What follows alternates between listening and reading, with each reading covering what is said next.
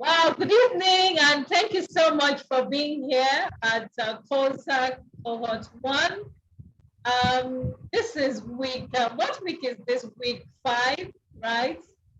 Okay, so today we are taking the topic technology for administrators and consultants. We all know what happened during the pandemic. All of the no, I don't like technology kind of people were suddenly forced out of their comfort zones to embrace technology if they had to leave and not become extinct. And so schools were not exempt from this, neither were consultants or any business person for that matter.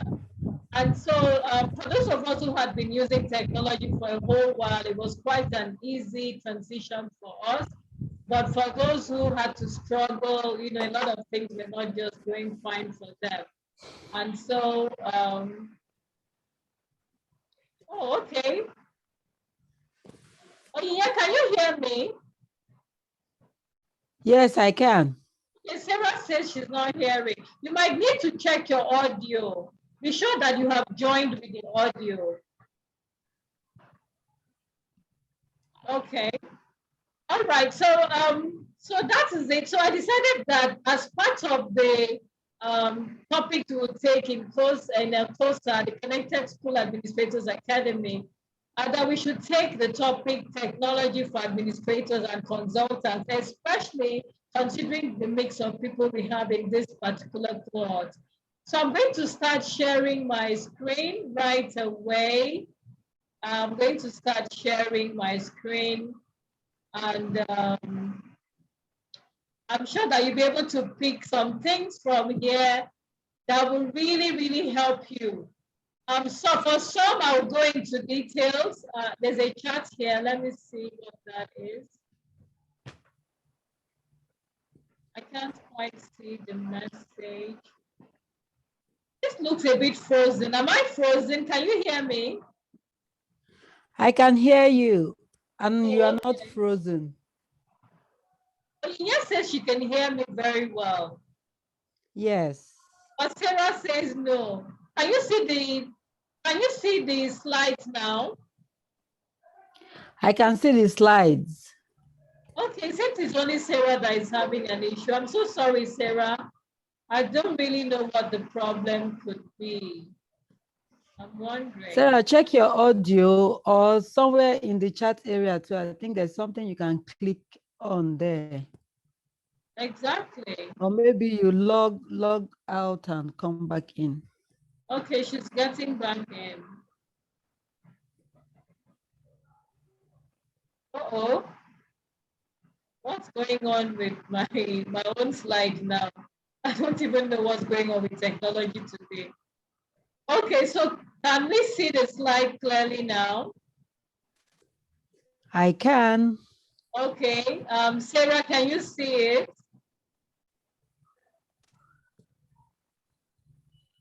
I think Sarah has dropped off again. She's come back in. Anyway, I'm just going to go on. Anyone who misses it can watch the replay. So we're looking at technology for administrators and consultants. Technology for administrators and consultants. I just want to be sure that I'm using the right one because I had to do a little stuff on it today. Oh, she's coming back in, and that means she has 2 gadgets now on. Anyway, let's go on. Okay, so as usual, I like to introduce myself in every webinar or session that I take. I'm Nancy Ekwezu, and I'm a professional administrator, an education and management consultant, and a certified life coach. I'm the lead consultant at Pezu Smith Consulting, and I'm the author of three books, Dear Educator, The School Administrator's Companion, and my latest book, Effective Boarding House Administration. I'm also the founder of the Educational Administration Network on Facebook, and we're currently about 14,500. And I'm the founder of the Connected School Administrators Academy. You can reach me on my website, www.nancyekwezu.com, or via the WhatsApp enabled line displayed on the screen. So what are the objectives for this particular session today? We'll be looking at apps which you can use for administration that will help you basically improve your productivity, your visibility, help with your accounting and scheduling, file sharing, collaboration, and a bit more. And then we'll also encourage you to explore more apps for use in your schools or your business or for your personal use. Okay, so I already did the intro, and I said as an administrator or consultant, you cannot run away from technology in 2022, unless you want to become extinct. And I know that the crop of people we have here, up and doing and really, really want to be visible and be recognized for the work that you do. So you must be familiar with technology tools that will make your work easier and will enhance collaboration on your team. You must also be able to supervise a virtual team. These are requirements in 2022. So let's start with the Microsoft Suite, okay? As easy as this sounds, you might be surprised to know that there's some people who still do not know how to use, packages in the Microsoft Suite. So we must be familiar with Microsoft Word, not just familiar with it, but with the latest versions and the features that it has. It might surprise you to know that you can type a book by not typing, but just speaking to it. The speech to text function is actually available on Microsoft Word now, and it makes your work easier. How many of you knew that before? Have you been using the Word to text, speak to text function? Have you been using it on your year? Yes, I've tried using it, but it's very funny, especially when you're trying to say words that are not English. So maybe you're saying someone's name and then it gives you this funny thing. Oh, okay. What about you, Sarah? Have you mastered the use of the Microsoft function, the speech to text function?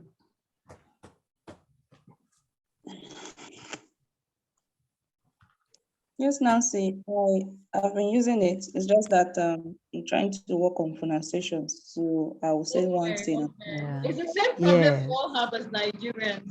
When you pronounce words in a certain way, it just shows you the way you pronounce it. And sometimes it becomes so meaningless and leaves you with work for editing. Okay, and then Excel also, we must be able to use Excel. Incidentally, there are lots of tutorials on YouTube that you can just go to and pick, things that can help you here and there. But at least for Excel, you should be able to perform the basic functions of having your, data, maybe preparing a database, adding, doing stuff, keeping records, maybe for financial purposes, or other things that you want it for. And then PowerPoint has also upgraded a lot of their features, especially during the before and then during the pandemic, a whole lot of features came there. And you can even use PowerPoint now to prepare your online courses without having to go online or having to go to all these complex video recording apps. Outlook is also very useful, and Publisher and Access. And then OneNote also you might want to check that up. And of course, by now, you know that Skype is also a Microsoft app. So the Skype for Business is very useful as well for coaching and for meetings and a whole lot of others. I started using Skype, I think in 2009. And so when it became so popular during the pandemic and people were making noise about it, I had to be like, oh, what's going on? It's actually a very old app, but it's been serving people over and over the years.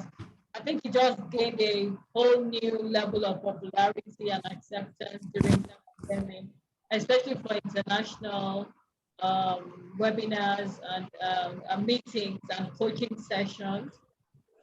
Okay, then of course you should be familiar with Canva. I'm sure right now everybody here can use Canva to create graphics, to do basic things.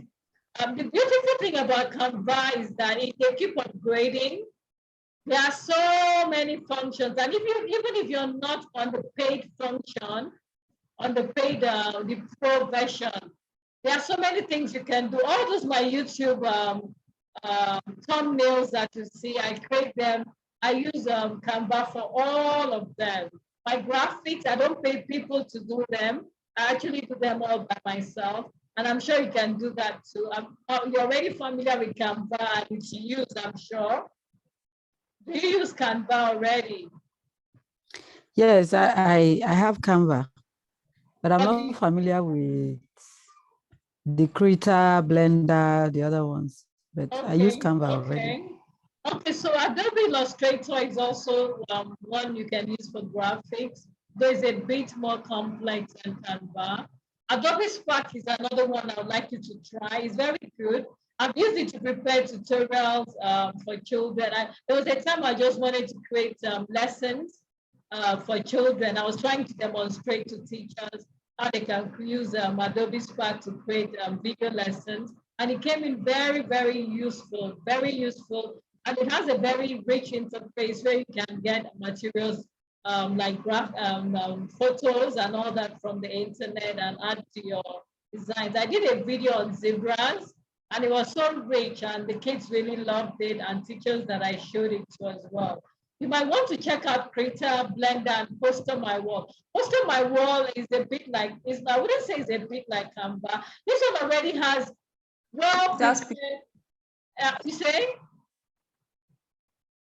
You were saying something. No, I'm saying Poster My Walls has already made templates, exactly. Very nice templates. Exactly. So you just edit right there. You don't need to, if you don't want to start from scratch, they already have beautiful flyers and graphics and banners on a whole lot of things. If you need to do a meet and greet, you just go there and type meet and greet, and you see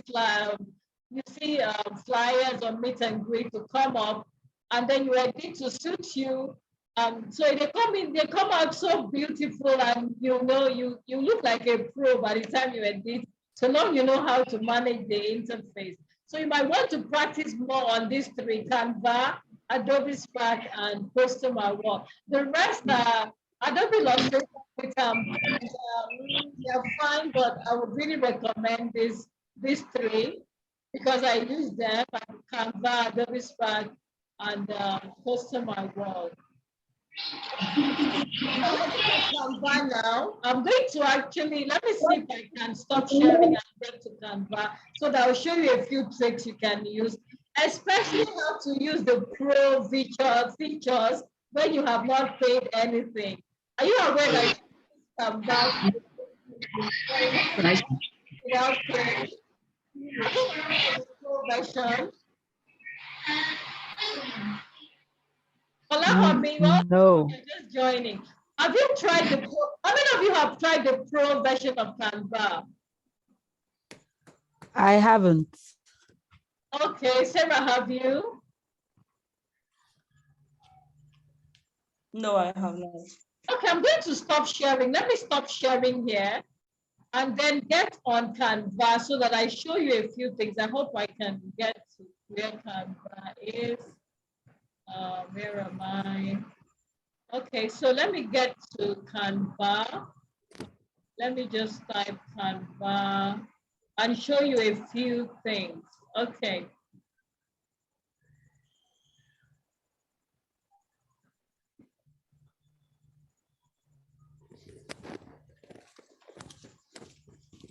Okay, so let me share this on Canva. Okay, I think I'm there. All right, so I'm going to be demonstrating from Canva. This is not a tutorial on Canva, but there are some little tricks I want to show you on Canva.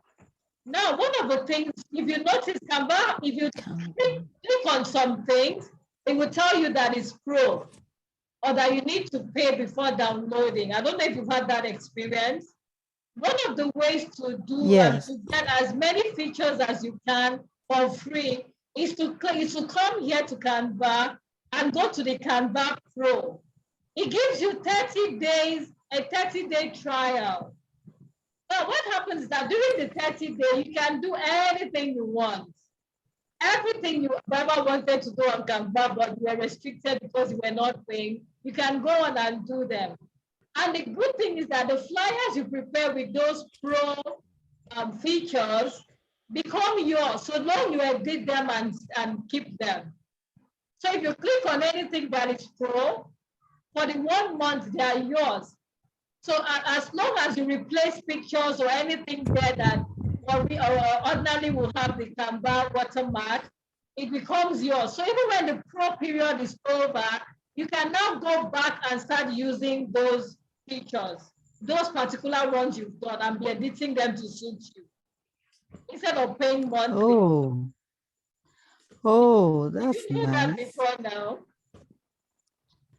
No, I did not. Okay, so if you check my YouTube thumbnails, a lot of them are actually the pro designs, but I didn't pay for them because I already have monthly subscriptions to other apps such as Zoom, and so I didn't want to add an extra.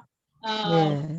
You know, I don't like paying for too many apps in a month. At the end of the day, you're just paying for I pay for website, I pay for Canva, I pay for Zoom, I pay for this and that. So to manage your overhead, one of the ways you can do Canva is to just go and click on the 30-day trial for Pro and make sure that you use it for the 30 days. Every day, try and get there, even if it's just for a few minutes. Work on a few flyers that you like, a few designs, whether for thumbnails, whether for flyers, whether for Instagram posts, whether they are for YouTube banners, whatever you want to do. They'll give you the license to do it free. Because the idea is to make you get used to the 1 month pro, getting used to have a pro feature so that when the 1 month is over, you now subscribe. But there's a smart way to go about it, and that is to prepare flyers that you will need, all the graphics you will need from the ones you like, and edit them so that removes the watermark. Even when the period is over, you can now go and use them. But if you do not use them, you lose them again after the pro is over. So that's one trick I wanted to share with you.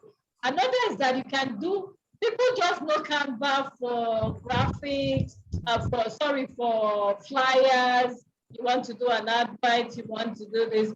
But there's so much more to Canva. You can use it to prepare your newsletters in the school. Are you aware of that? Yes. You can use it for your blog posts. You can use their newsletter. There are templates for newsletters.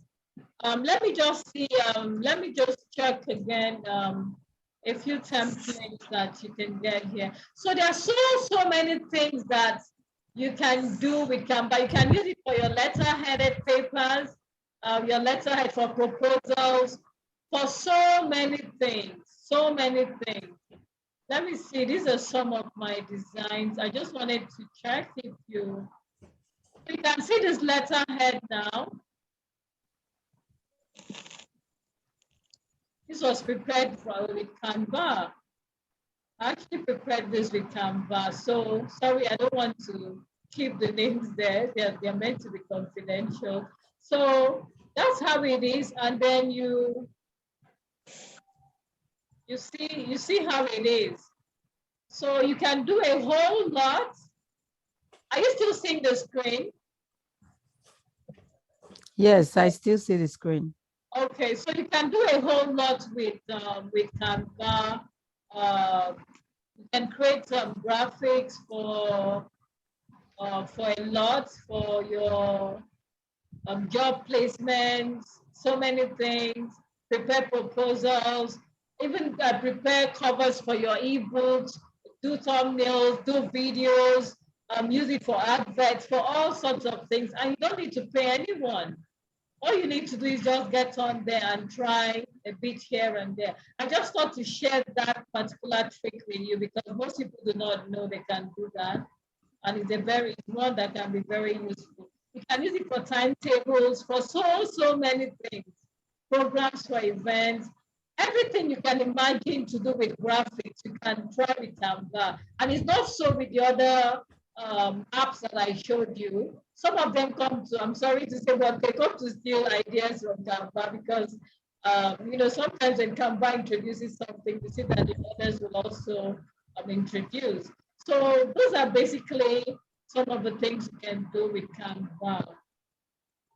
Now let's continue with the yeah.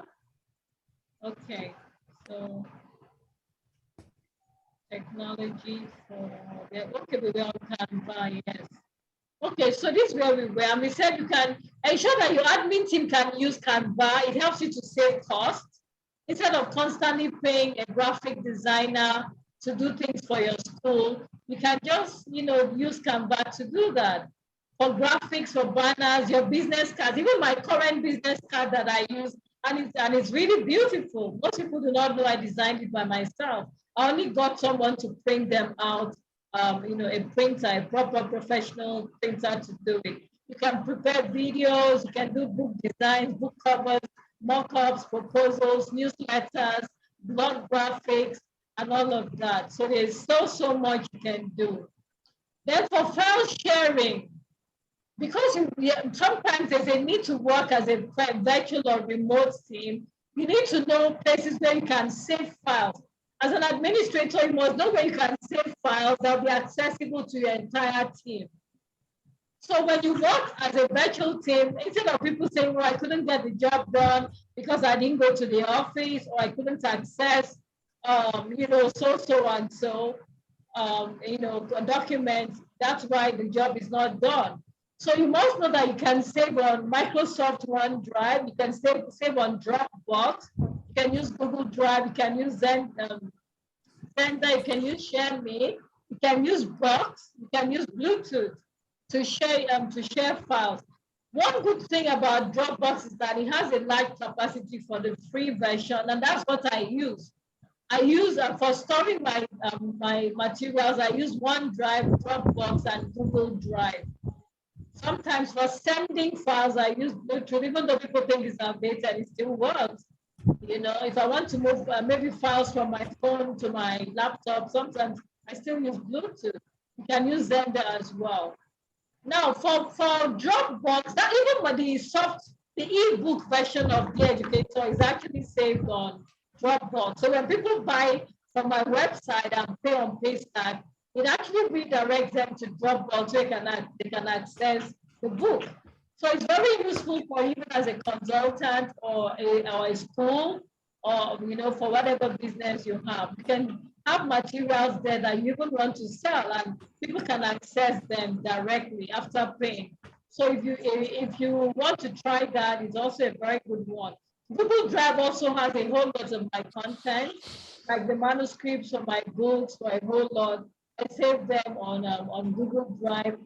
Sensitive documents that I want to remember and to keep, I also use Google Drive. So even for videos, if you have a video course, an online course, you can host them on Dropbox and have people pay and access the courses there if you do not want to use YouTube. And the good thing is that you can restrict how people have access to it. For example, when I noticed that people wanted to download my ebook and maybe I start sharing, I actually disabled the share function. They cannot download, they cannot share it, they can only access and read it there. So I activated the read-only version. So when you get the Educator, you can only read, you cannot share with someone else, and you also cannot download. You can do that also with Google Drive. Then you must be familiar with all these Google apps. It might surprise you to know that Google has over 160 Android apps actually. But the most common ones we use are Google Docs, Google Sheets, Gmail, Google Chrome, Google Calendar, Google Meet, Google Hangouts, YouTube, Google Keep, Google Slides, Google Photos, Google Play, Google Classroom, Google Translate, Google Voice. So Google Docs has been particularly useful to me because that's where, after I lost the manuscript for one book I was working on, on Microsoft Word, I decided that I was going to switch to Google Docs, and that's what I use now. So all my books, I use Google Docs to write. And the good thing is that you can always come back to it or access it on any of your gadgets, any of your devices. So even if you're using your phone and you want to get there to work, you can do it on the go. Maybe you're in an Uber and you're going somewhere, you want to do some stuff, you can get on your phone and work. Google Sheets is very important to me too. It's been very useful. And the good thing with all of these is that docs and sheets, you can use them even for presentations. So maybe to make presentations to your board, there's some data that you have saved on Google Sheets. There's actually let me go to it. Maybe I should just stop here and go right there so that you get what I mean. Let me go to Google Sheets and see if it's something we can just show you right there. Where am I? Okay, let's see. So let me just go to,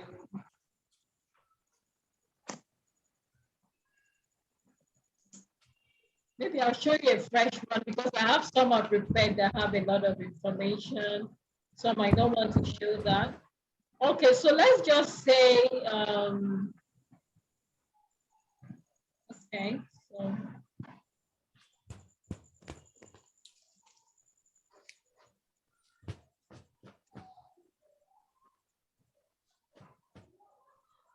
So you can see when you come to, one easy way to access all these apps, once you click here on your Gmail, you must have a Gmail account. Once you click here on Gmail, you can access a whole lot of all the apps that we're talking about.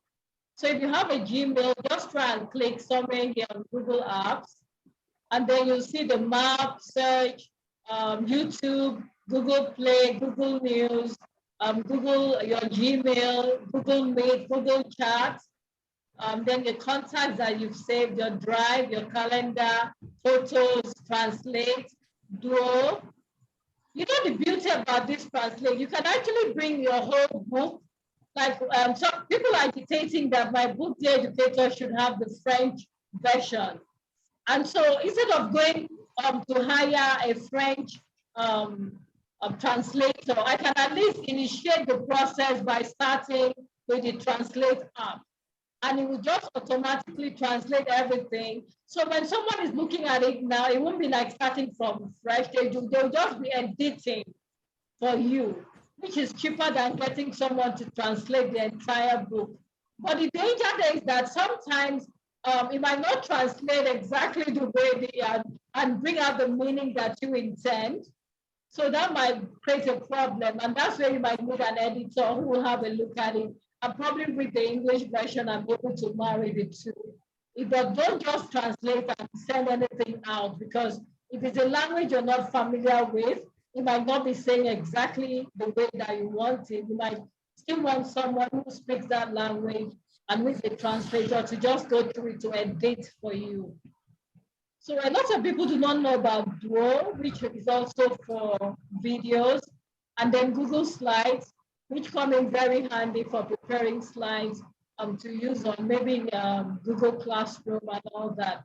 And then Sheets, Docs, Books, the Blogger, Hangouts, Google Classroom, Jamboard, Keep, and all of this. So many.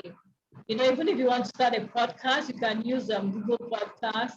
So there are so many of them. And this place that say more from Google will show you all of the other apps from Google. And like I said, there are about 160 of them, and you have options. There are so many options that Google gives you for everything. Some are almost the same as others, but with maybe just one or two features that give them, make them better. So let's look at, let me see, let's look at,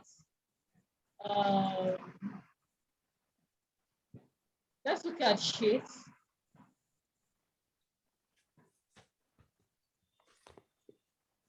So for Sheets, you can see, I keep records of my sales, even though I have an app that does all of my accounting functions, which is Wave. I still come to Sheet to make to keep a record of all of, you know, if you check here, you see that 6:22 p.m. was the last time I opened my Google Sheet to enter a sale that I made today for my latest book, Effective Boarding House Administration. This is where I keep tab of how many copies I've sold of Effective Boarding House. You know, there's the sales and the one for the School Administrators Companion. And so if I now want to also do my balance sheet, the income and expenses, I can just come here and then I compare with what my accounting app is telling me, because sometimes if you're not careful, you might miss one or two things. Okay, so this comes in very, very handy for a whole lot of things. And the good thing about this, I don't want to open one here. Let me open a blank so that I will be showing you all mine. So you can even do your budgeting, even your school budgeting. You can decide to come in and do it here. There's a template for budgeting, there's a template for expenses, there's a template for a whole lot of things. So you see here that if you type in anything, it will ask you if you want to share. So if this is private to me only, or if you want to share with your team, you can now come in here and after naming the file, of course, you can now share.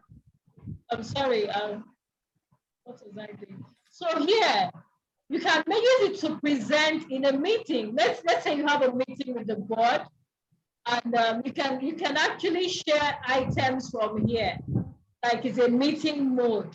So if you want to share items from here, maybe make a projection to a board or whatever, Google allows that. So we say enter the meeting or link code. So if I want to share this, for example, directly on Zoom, I can just enter the link code and it will lead me there to start sharing the details here without necessarily you know, having to download everything. So that's how it works. Okay, so Awesome. let's see, you can also see the doc. Okay, I'm sharing, it says stop sharing. Sorry. Okay, let me go back to share on Doc. There are a few things you need to know about Google Doc. I wasn't speaking. Where was I?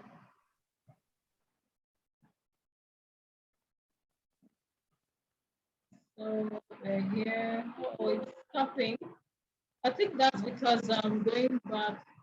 Sorry, I need to delete that out. That's what's going on. Let me see.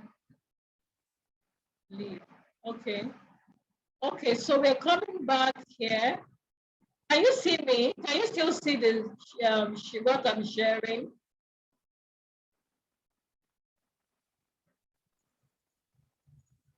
I see you, but not what you're sharing. Oh, okay. So I have to, let me go back to share.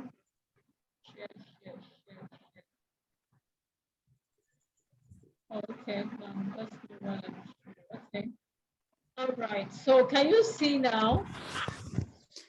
Yes, please. Okay. So for Google, let me see Doc.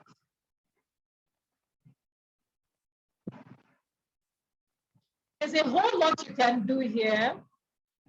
Okay, so you can share a project proposals. There are templates for it. You can do resumes, you can do letters, you can prepare brochures, you can do a whole lot. So these are the manuscripts for my book. This is Effective Boarding House Administration. This is actually where I wrote it. These are articles from my blog. Sometimes when I remember, not all the time, I come here and so I have all my blog articles on maybe boarding house are saved somewhere. These are other things or one or two other books that I'm working on. Okay, so And then the good thing here is that you can edit, you can collaborate with someone to edit your work. So when I'm editing my books, my editors work with me and I see everything that they are doing and I can accept or reject it and make comments there or decide that this is not what we are going with. And the good thing also is that it allows you to bring in, let me see, I don't want to open a document of mine. Let me just see what I can. Okay, so I have all my interview questions, I also save them here. It makes it easy to just coordinate them and have files, various docs for all, and lots of the things that you can see how busy my doc gets. So a whole lot of things that I do here. So let's just say that this is vacancy for a school advert, an advert that I want to put out there. So by the time you get on, you can edit. Sorry, I want to be sure this is opening. So there are a whole lot of things you can do on Doc. You can come here to decide that you're editing or suggesting or viewing it if somebody sends it to you. And then you can add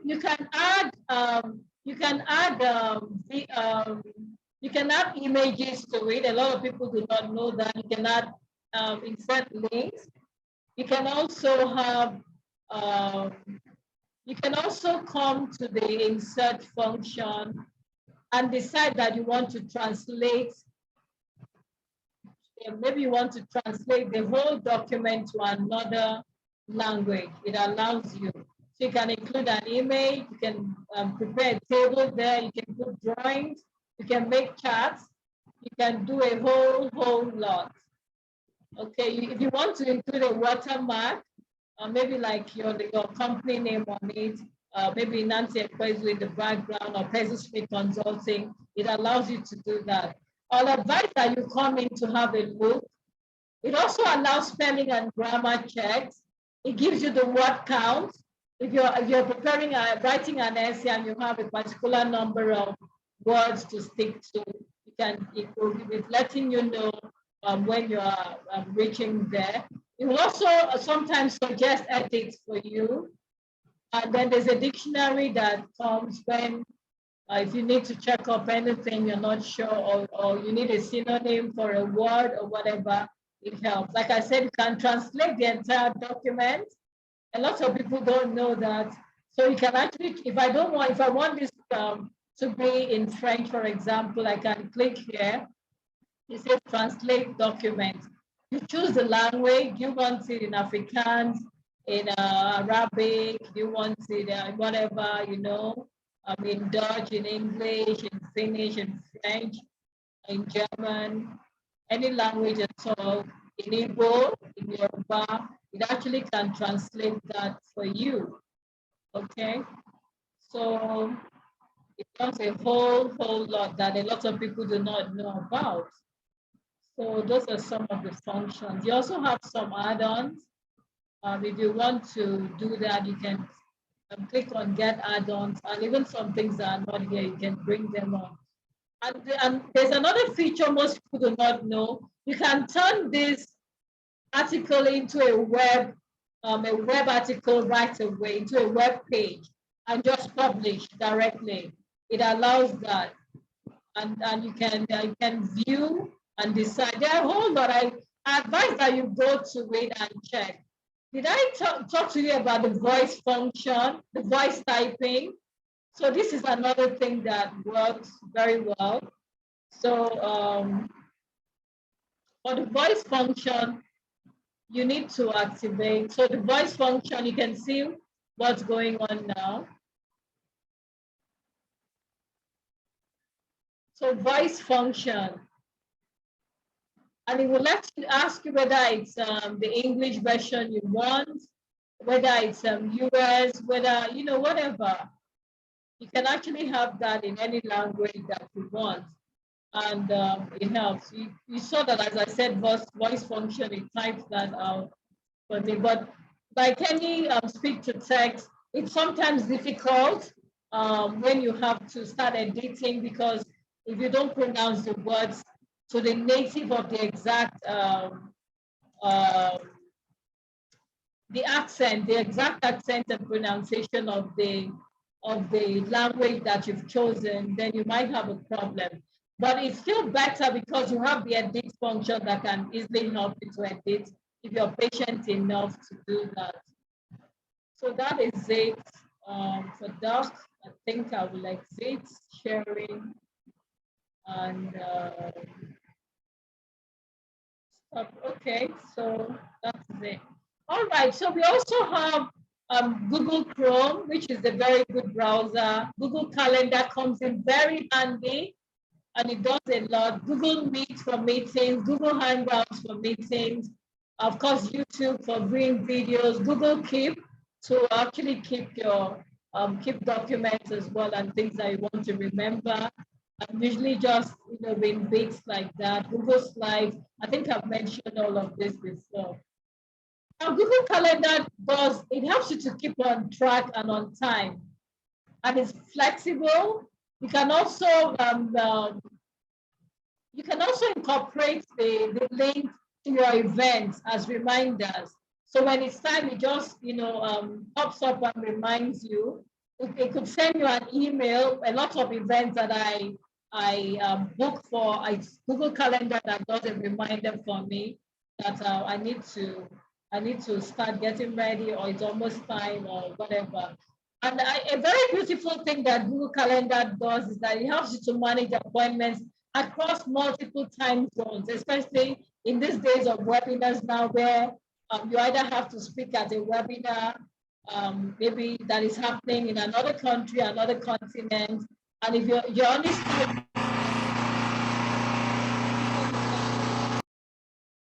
storing it in your own West African time, and if you're not careful, you might end up missing the webinar.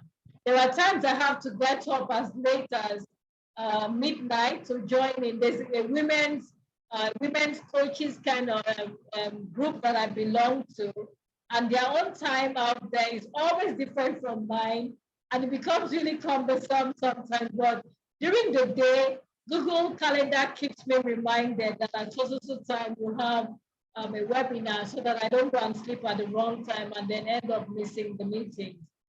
So it shows you the work clock, and you have a glance of the current time in any number of places. And then, of course, there's Google Forms, which allows you to create forms, create surveys. Anyone can respond to it without having a Google account. And it allows you to have images there and photos and videos. So if you need testimonials, maybe from people who have used your products, you can just send them a Google form to give you feedback. And if they want to post the video that you can upload later to whatever platform, or to just watch it and then share, it allows that. So you can share videos, okay? It allows you to upload videos. It allows the respondents to upload videos. So we've already done Google Docs. I don't think I want to go back there.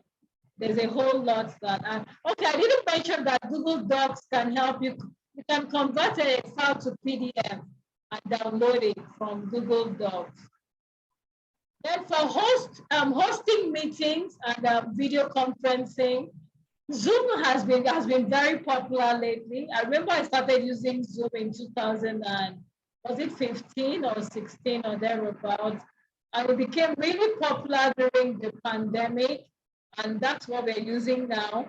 But there are some tricks people do not know about Zoom. I think I should get on Zoom and share some of those ones. That means I'll have to exit. And then Skype is also very good. Google Meet, Google Hangouts. WhatsApp is also a very good video conferencing app people do not explore enough. It has a whole lot. It's very good as well. And Slack, I got to know about Slack before the pandemic, and it's very good also for managing teams and for video conferencing. I've tried GoToMeetings and it's fine. I've tried WebEx. These are all, I will always share with you the ones that I've already tried, and I highly recommend all of the ones that I've listed here. But Zoom, I think we should go to Zoom. So Zoom allows online meetings with your team and clients, one-on-one or a whole lot. The free version allows you for, I think, 40 or 45 minutes only. And after that, it logs you out and then you can come back. So if you're recording, it keeps interrupting your flow. So I use the paid version, the Pro, and I'll show you the one I use. Let me just see how I can. Let me see if I can share my screen here. Uh-oh. Okay, stop sharing. Stop here so that I can go to Zoom. Oh, I cannot minimize, that's true. So let me just go to Zoom. I'm already on Zoom anyway, so let me just demonstrate a few things here. So on Zoom, you can invite people here. It says invite, and that's it. You can copy the invite, direct the link, or share. Or you can also send it their email on Gmail or Yahoo, or the default email that you're using. That's one. And then you can create polls. Okay, if you want to create polls, that will take some time, but I advise that you explore all of this let me just stop that. So you can create polls. I use that when I train, usually like live teams.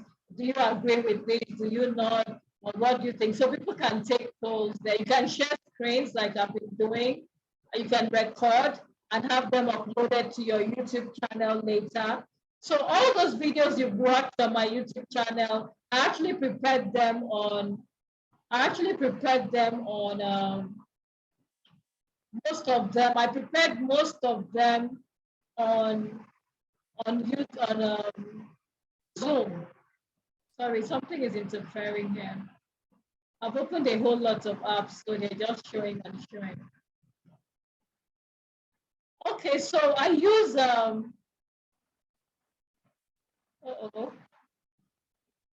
it's opening.